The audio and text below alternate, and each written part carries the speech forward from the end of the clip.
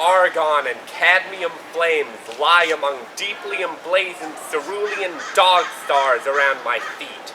They crunch and crack beneath weathered, dusty high tops, the canvas worn and faded, the rubber crumbling away like the limestone faces of old men, eroded into crags and canyons, cavernous mouths spilling foolishness and wisdom in equal measure, shaped by the unending winds of time.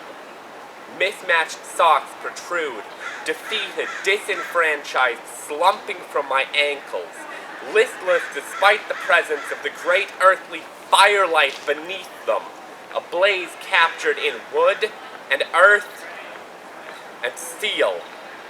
Each footstep blisters in the early morning air or the heavy, oppressive afternoon sun, or the weird, quavering light of after dusk like a solar flare lashing out from the stars beneath me. I wander among the stars, a solar traveler on beams of light, like an angel, like a god in the sky among nebulae and heavenly stars, my eyes drinking in the infinite yet infinitely finite glare of supernovas. It is an experience altogether human, yet uniquely divine. To exist in these phantom times, and breathe the prehistoric deadening in the thick desert air, to walk upon these fractured shards of liberty, fonts for sunlight summer reverie and moonlight sonatas forever lost to time.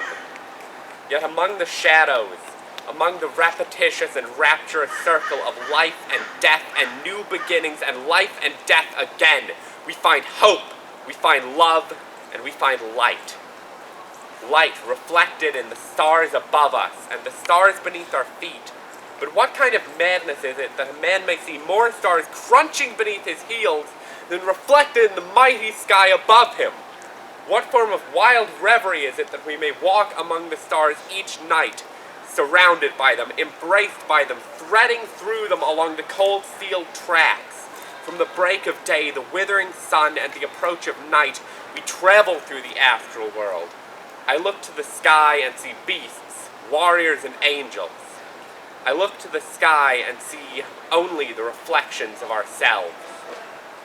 Like a lightning rod from battered shoes to unkempt hair, I feel myself become a dynamo for another holy trinity, the fire above, the fire below, and the fire within.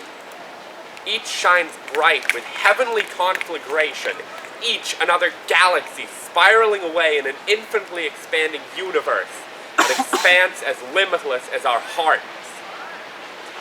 These cold hours of night are so silent, save the endless midnight language of the world, the crunch beneath your feet, the occasional roar of a battered and broken car along decimated nowhere roads, the scream of semis along the freeway running from something I will never know.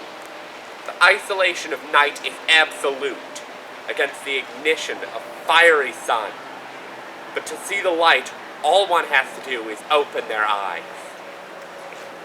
In these dusk hours, in the quavering light of reanimation and midnight hours of deep and shadowed darkness, where everything is so alive yet nothing truly seems to live, these Frankenstein hours, oh, they are eternal and eternally fleeting.